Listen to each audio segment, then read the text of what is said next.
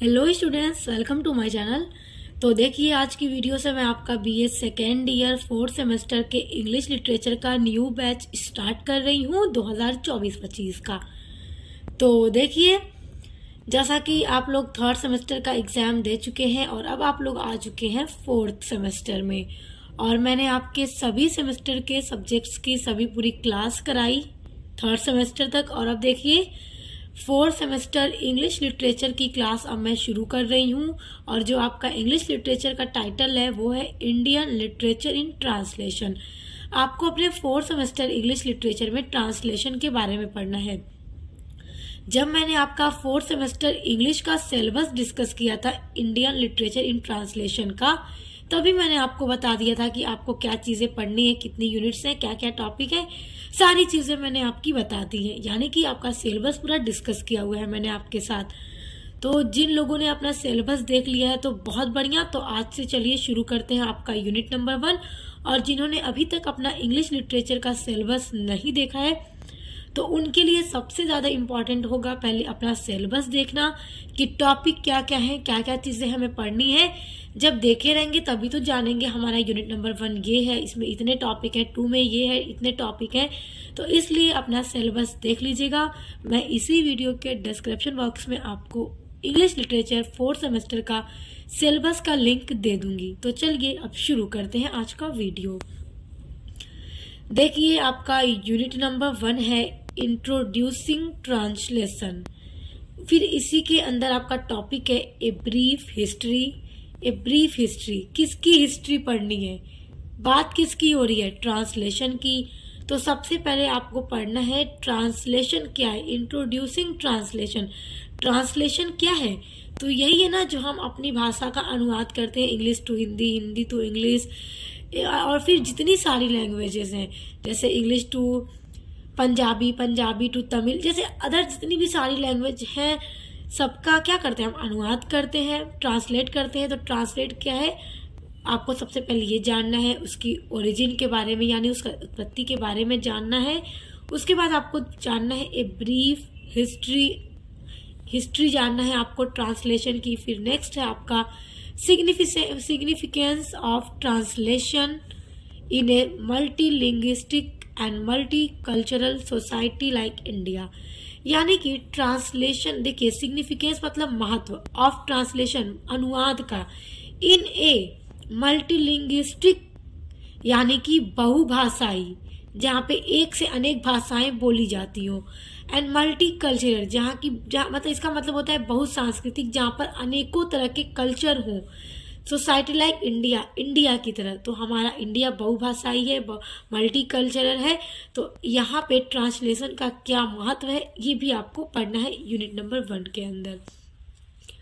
और इसी में देखिए आपका दूसरा टॉपिक है यूनिट नंबर 1 के अंदर लिटरल ट्रांसलेशन। लिटरल ट्रांसलेशन होता है शाब्दिक अनुवाद, यानी कि एकदम वर्ड बाय वर्ड अगर हम ट्रांसलेट करें तो वो क्या है, वो होगा literal translation versus free translation. यानी कि आपको क्या पढ़ना है, literal translation versus free translation, यानी कि शाब्दिक अनुवाद बनाम स्वतंत्र अनुवाद। और देखिए, अभी मैंने आपको जैसा बताया कि शाब्दिक अनुवाद यानी लिटरल ट्रांसलेशन वो होता है जैसे एकदम वर्ड बाय वर्ड जो ट्रांसलेट किया जाए, एक एक वर्ड का अगर ट्रांसलेट किया जाए। और फ्री ट्रांसलेट क्या होता है कि अगर कोई वर्ड, अगर मान लीजिए इंग्लिश में लिखा हुआ है कोई सेंटेंस, और आपको बस मैं मतलब बता दूं कि हाँ इसका मतलब ये है, यानी एकदम वर्ड बाय वर्ड मैंने आपको ट्रांसलेट करके नहीं बताया, बस आराम से आपको समझा दिया, यानी इसका ये मतलब है, इंग्लिश में ये लिखा है, इसका मतलब ये है। तो वो आपका क्या हो गया, एकदम फ्री ट्रांसलेशन। तो ये दोनों हम पढ़ेंगे अलग अलग होता क्या है। तो देखिए, अभी इतने सारे टॉपिक हैं तो एक वीडियो में तो कवर हो नहीं सकता क्योंकि वीडियो बहुत लंबा हो जाएगा। तो इसीलिए हम क्या करेंगे, अलग अलग टॉपिक पर अलग वीडियो लाएंगे आपके लिए। ओके, तो एक एक वीडियो को एकदम सीक्वेंस में देखिएगा, एकदम सीरियल वाइज से आपके सभी टॉपिक पर वीडियोस आती रहेंगी।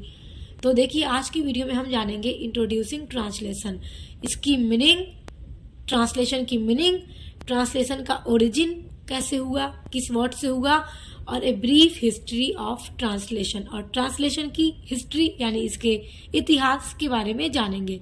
तो चलिए शुरू करते हैं। अब देखिए सबसे पहले देखेंगे ओरिजिन।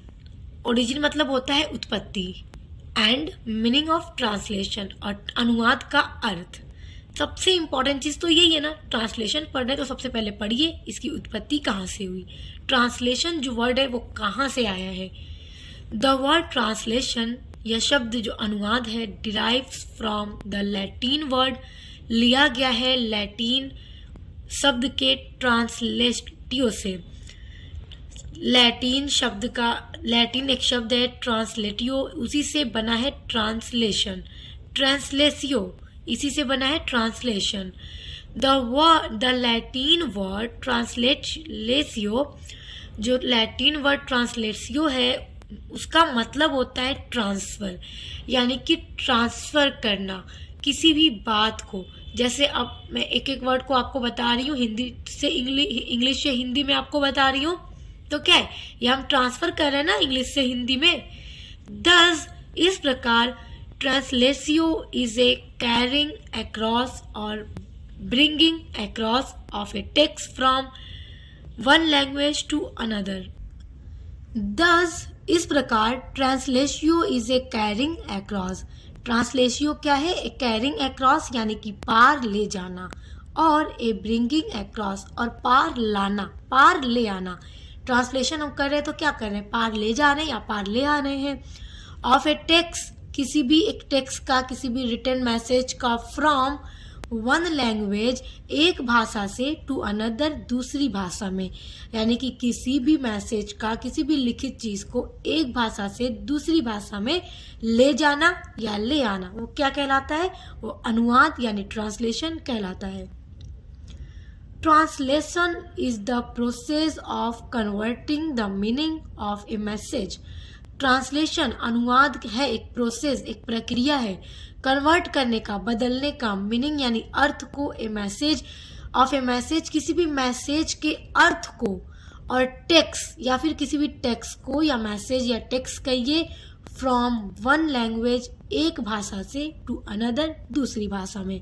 समझ में आया। अब देखिए यहाँ से अगर आप यहाँ तक समझ लें, एकदम सिंपल क्या कह रहा है, ट्रांसलेशन इज ए प्रोसेस, अनुवाद एक प्रक्रिया है, ऑफ कन्वर्टिंग बदलने की, द मीनिंग सब अर्थ को, ऑफ ए मैसेज किसी भी मैसेज के, और टेक्स्ट किसी भी टेक्स्ट के, फ्रॉम वन लैंग्वेज एक भाषा से टू अनदर दूसरी भाषा में। ये अभी हम क्या कर रहे हैं, ये इंग्लिश में लिखा हुआ है, हम ट्रांसलेट ही तो कर रहे हैं, तो आप समझ रहे होंगे ना। आई होप आप समझ गए होंगे ट्रांसलेशन क्या है, बहुत सिंपल सा है। देखिए आगे देखिए। अब देखिए translation is an essential tool for businesses looking to globalise their products and services. अब देखिए ट्रांसलेशन इज एन इसेंशियल यानी कि एकदम आवश्यक टूल, एक आवश्यक टूल है फॉर बिजनेसेस व्यवसायों के लिए, looking to globalise their products यानी कि जो भी उनके उत्पाद हैं, एंड सर्विसेज जो भी सेवा है। बिजनेस देखिए, बिजनेस में प्रोडक्ट्स भी सेल परचेज किया जाता है, एंड सर्विसेज यानी कि गुड्स एंड सर्विसेज दोनों का बिजनेस होता है। चाहे आप गुड्स का मतलब होता है माल, सामान, प्रोडक्ट्स, और सर्विसेज यानी सेवा को भी परचेज एंड सेल किया जाता है।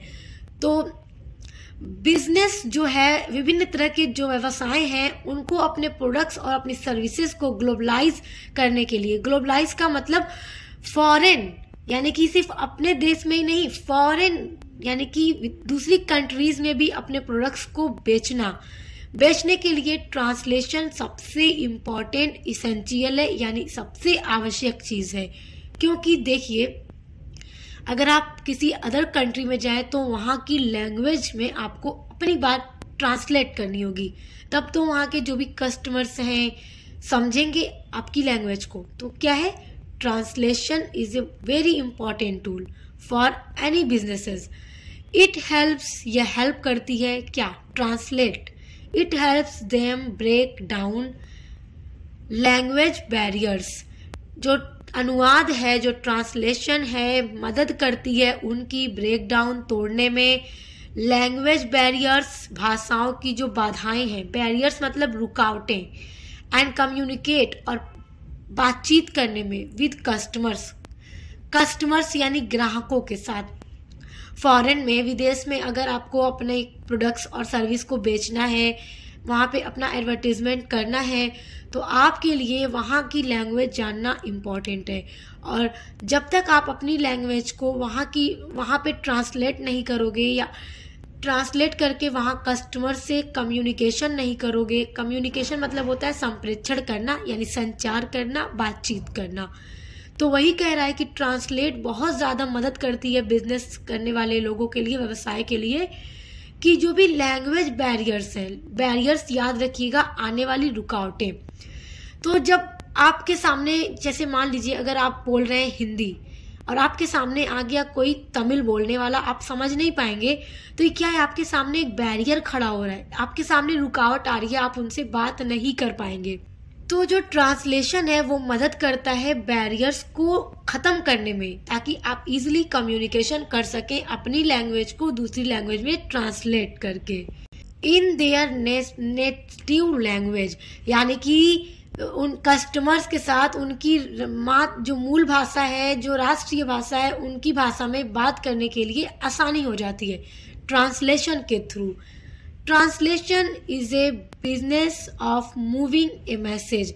तो इस तरह हम कह सकते हैं कि जो अनुवाद है वो एक बिजनेस है ऑफ मूविंग ए मैसेज और written material from one text to another, यानी कि जो ट्रांसलेशन है वो एक तरह का बिजनेस है मूव करने के लिए मैसेज को या फिर किसी भी रिटन मटेरियल को from one text to another, एक टेक्स्ट से दूसरे टेक्स्ट में, या from one person to another, एक व्यक्ति से दूसरे व्यक्ति तक पहुंचाने में, and from one language to a different language, या फिर एक भाषा से दूसरी भाषा में बदलने में। क्या है, ट्रांसलेशन एक बिजनेस की तरह काम करता है। इट कैन अकर्स, ये तब घटित होता है from one form to another language, from one dialect to another और बिटवीन लैंग्वेजेस। देखिए यहाँ पे कहने का ये मतलब है कि जो ट्रांसलेशन है वो तब घटित होती है from one form to another language, जब एक लैंग्वेज को, एक भाषा को दूसरी भाषा में बदलना हो, या फिर फ्रॉम वन डायलेक्ट, डायलेक्ट मतलब होता है बोली। जैसे देखिए अलग अलग स्थानों पर भी अलग अलग बोलियां होती है, जैसे कहीं कहीं पे ब्रज भाषा, कहीं कहीं पे भोजपुरी, ऐसे अलग अलग ये लैंग्वेज होती है ना। तो वही कहने का मतलब है, कहीं पे हिंदी तो अपनी अलग अलग बोली होती है, तो एक बोली से दूसरी बोली में भी ट्रांसलेट करने में कि वो क्या हमसे कहना चाह रहे हैं, हम ट्रांसलेट के थ्रू समझा देते हैं, समझ जाते हैं, तो वहाँ पर भी ट्रांसलेशन बहुत ज़्यादा हेल्प करती है और वहीं पर घटित होती है। अब देखिए, we can say that we transfer an idea और feeling to the person we address during the act of communication. We can say, हम कह सकते हैं, दैट कि वी ट्रांसफर, हम ट्रांसफर करते हैं। ट्रांसफर का मतलब ट्रांसलेट करते हैं या फिर पहुंचाते हैं एन आइडिया और फीलिंग्स, किसी विचार या भावनाओं को, टू द पर्सन, किसी भी उस व्यक्ति को, वी एड्रेस, जिसे हम एड्रेस कर रहे हैं। एड्रेस का मतलब होता है संबोधन करना। जैसे देखिए पहले, we address during the act of communication, during, दौरान, द एक्ट ऑफ कम्युनिकेशन, संप्रेषण के दौरान जिस व्यक्ति से हम बात कर रहे हैं उसको अपने विचार या अपनी भावना बताते हैं, ट्रांसफर करते हैं ट्रांसलेशन के थ्रू। जैसे देखिए, आप बोल रहे हैं हिंदी और आपके सामने कोई ऐसा व्यक्ति आ गया जो पंजाबी बोल रहा है, तो आप क्या करेंगे कि ट्रांसलेट करके उनको बता देंगे कि मैं ये कहना चाह रहा हूँ। पंजाबी में आप ट्रांसलेट करके उनको बता दें अपने आइडियाज और फीलिंग को, तो वहाँ पे मदद मिली ना ट्रांसलेशन की। ट्रांसलेशन के थ्रू हमने उस व्यक्ति को पूरा अपनी आइडिया और अपनी फीलिंग्स को बता दिया, ट्रांसफर कर दिया अपने आइडिया और अपनी फीलिंग्स को। इन दिस सेंस, इस अर्थ में, वी ट्रांसलेट एवरीडे, हम ट्रांसलेट करते हैं प्रतिदिन करते हैं। अभी देखिए, हम पढ़ रहे हैं, ये हम क्या कर रहे हैं, जो हम पढ़ रहे हैं वही हम कर रहे हैं, हम ट्रांसलेट कर रहे हैं एक एक वर्ड को। मेनी ईयर्स एगो, बहुत साल पहले, ह्यूमन सोसाइटी, जो मानव की सोसाइटी है, मानव का जो समाज है, यूज्ड, प्रयोग किया, two sets of symbol, symbol का दो सेट, दो मतलब कि प्रतीकों के दो सेट्स को, and codes to transfer the thoughts and ideas of people.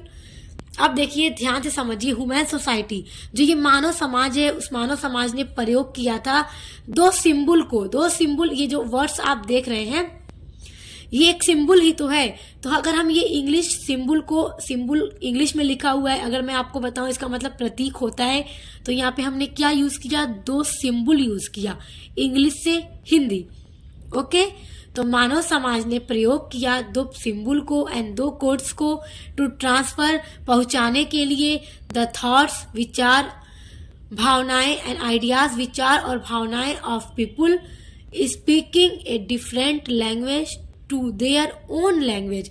यानी यदि जो भी व्यक्ति बोल रहा है, जो कुछ भी बोल रहा है डिफरेंट लैंग्वेज में, अलग भाषा में, उसको अपनी भाषा में समझने के लिए, ट्रांसफर करने के लिए हमने क्या प्रयोग किया, दो सिंबल्स, और उसके थ्रू हमने क्या किया, ट्रांसलेट करना शुरू किया।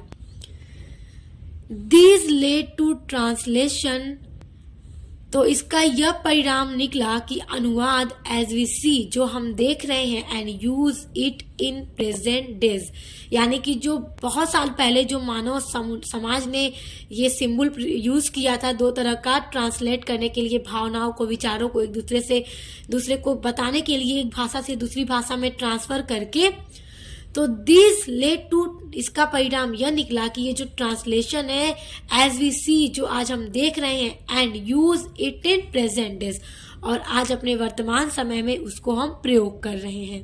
अच्छा देखिए, हमने origin of translation and meaning of translation पढ़ लिया अभी, और उम्मीद करती हूँ स्टूडेंट्स कि आप बहुत अच्छे से समझ गए होंगे।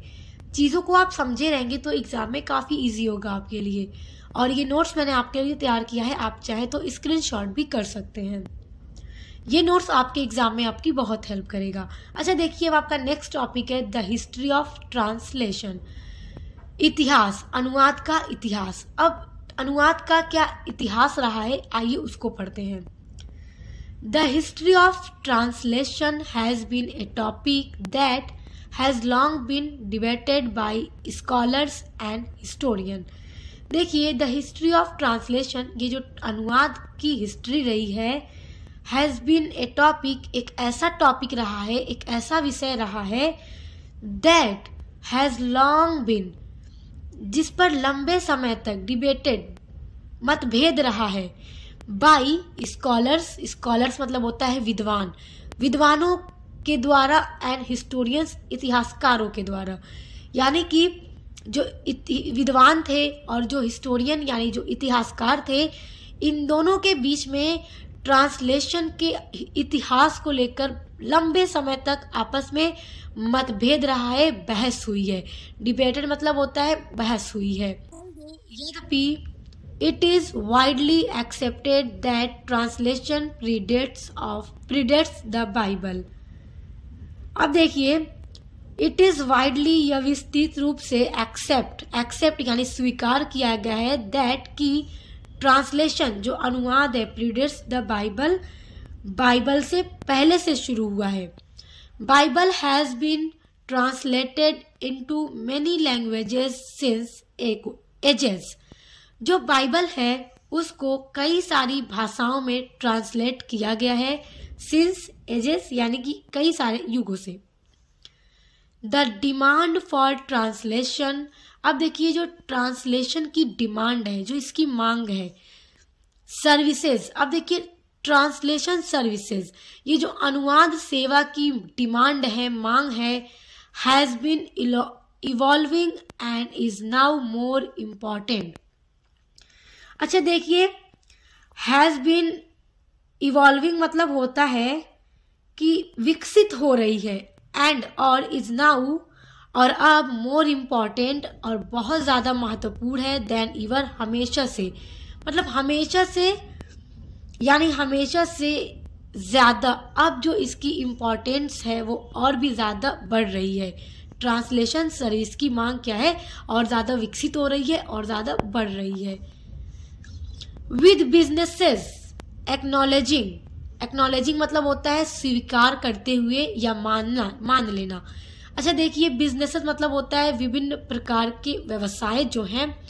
एक्नॉलेजिंग यानी कि अब ये मान चुके हैं या ये मान रहे हैं देयर इनएबिलिटी, अपनी असमर्थता को, अपनी इनएबिलिटी को, टू एक्सटेंड, फैलने में, इंटरनेशनली, अंतरराष्ट्रीय रूप पर।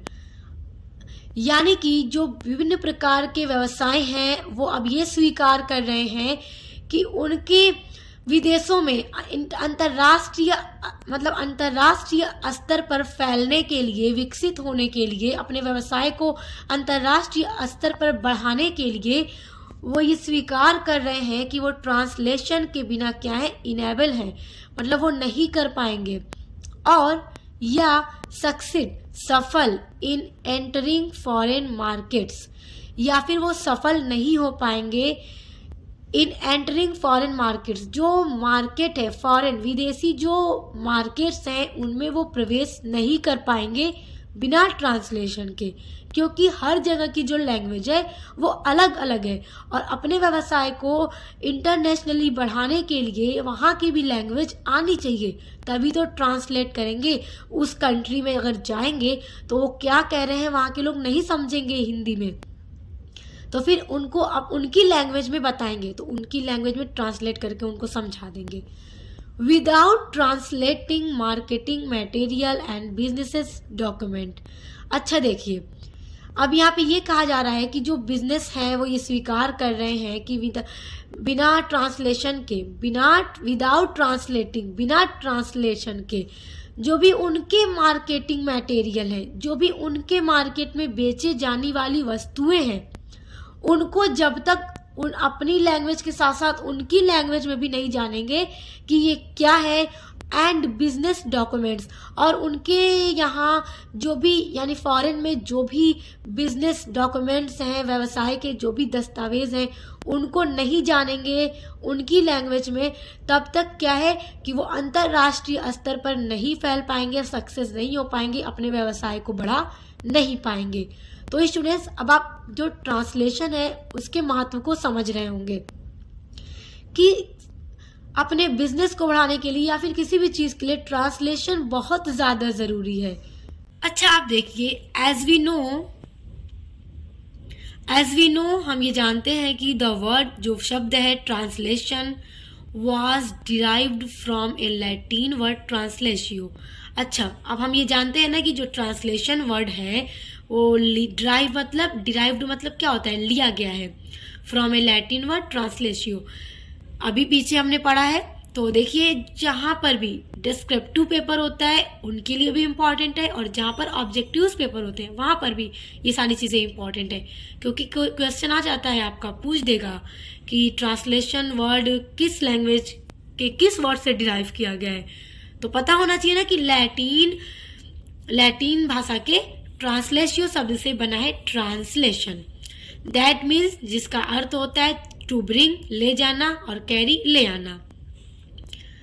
सेकेंड, अब देखिए दूसरा एक शब्द है second, another explaining phrase is metaphrasis. अच्छा देखिए, अब ट्रांसलेशन जो है इसका मतलब होता है अनुवाद, जो बना है ट्रांसलेशियो से, और ट्रांसलेशियो मतलब होता है ले जाना या ले आना या फिर ट्रांसफर करना। तो उसी तरह से एक और वर्ड है मेटाफ्रेसिस। अच्छा देखिए, विच वाज डिराइव्ड, जो लिया गया था, फ्रॉम एंशिएंट ग्रीक मेटाफ्रेजन, प्राचीन ग्रीक के शब्द मेटाफ्रेजन से, और मेटाफ्रेजन मतलब होता है टू स्पीक यानी बोलना। द वर्ड मेटाफ्रेज, अच्छा आप देखिए, अब इस मेटाफ्रेजन इसका मतलब होता है टू स्पीक, और मेटाफ्रेजन वर्ड लिया गया है, मेटाफ्रेजन जो वर्ड है वो एंशिएंट ग्रीक का वर्ड है, और इसका मतलब क्या है, टू स्पीक यानी बोलना। अब इसी मेटाफ्रेजन से एक इंग्लिश का वर्ड बना है, देखिए द वर्ड मेटाफ्रेज, जो शब्द है मेटाफ्रेज वाज डिराइव्ड किया गया था इसी मेटाफ्रेजन से। टू मीन, जिसका मतलब होता है वर्ड बाय वर्ड ट्रांसलेशन, यानी कि एकदम एक एक वर्ड की ट्रांसलेशन करना, जैसे एकदम एक एक वर्ड का ट्रांसलेशन करें तो कैसे होगा, जैसे हम बोले मेटाफ्रेज जिसका मतलब क्या है, word by word translation, was मतलब था, डिराइव्ड लिया गया, टू मीन जिसका अर्थ है एकदम एक एक वर्ड का ट्रांसलेशन करना ही इसका मतलब होता है। स्टूडेंट्स, आई होप आप इसको समझ रहे होंगे। और देखिए जितने भी ये सारे वर्ड्स हैं ना, अब पूछ देगा मीनिंग ऑफ मेटाफ्रेजन, तो आपको याद होना चाहिए टू स्पीक। और मेटाफ्रेज मतलब क्या है, तो वर्ड बाय वर्ड ट्रांसलेशन यानी एक एक शब्द का अनुवाद करना। तो याद रखिएगा, ये सारी चीजें आपके एग्जाम के पॉइंट ऑफ व्यू से मोस्ट इम्पोर्टेंट है। आइए अब आगे देखिए। अच्छा, अब देखिए जो ट्रांसलेशन की हिस्ट्री है उसकी बात जो हम कर रहे हैं, इसमें जो सबसे इम्पोर्टेंट चीज है वो यही है। देखिए, it is said that translation was done in Mesopotamia era.